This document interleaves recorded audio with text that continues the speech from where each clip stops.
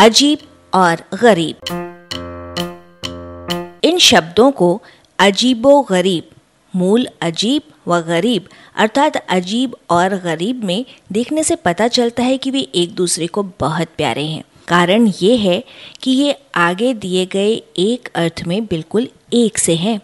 अजब अजीब ही है।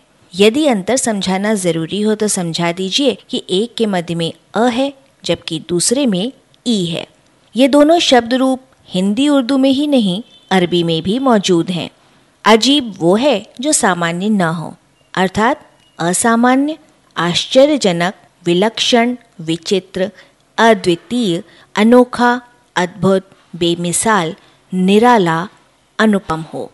अजूबा मूल शब्द अजूबह संज्ञा है जिसका मतलब है अनोखी चीज, अचरज में डालने वाली चीज।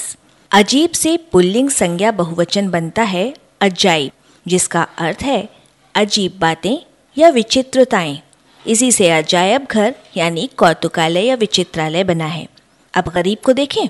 इसका अरबी में धातुगत अर्थ है दूर चला जाना। जो दूर चला गया हो वो गरीब है। इसलिए इससे विदेशी परदेसी जो सफर में हो का भी तात्पर्य निकलता है। जो सामान्य से दूर हो वो भी गरीब है, अर्थात असामान्य यानी अजीब। इस अर्थ में अजीब और गरीब एक हो गए। अजीबो गरीब में ये दोनों इसलिए एक दूसरे के इतने करीब आ गए हैं।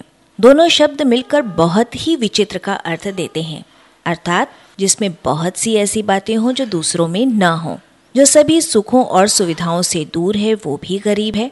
हिंदी का गरीब यही गरीब है। वो न तो परदेसी है और न अजीब है।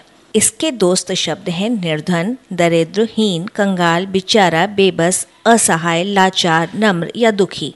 अजीबो गरीब में भले ही अजीब और गरीब एक दूसरे का भरपूर साथ दे रहे हैं, पर हम जानते हैं कि न तो किसी अजीब आदमी का गरीब होना जरूरी है और न किसी गरीब आदमी का अजीब होना जरूरी है।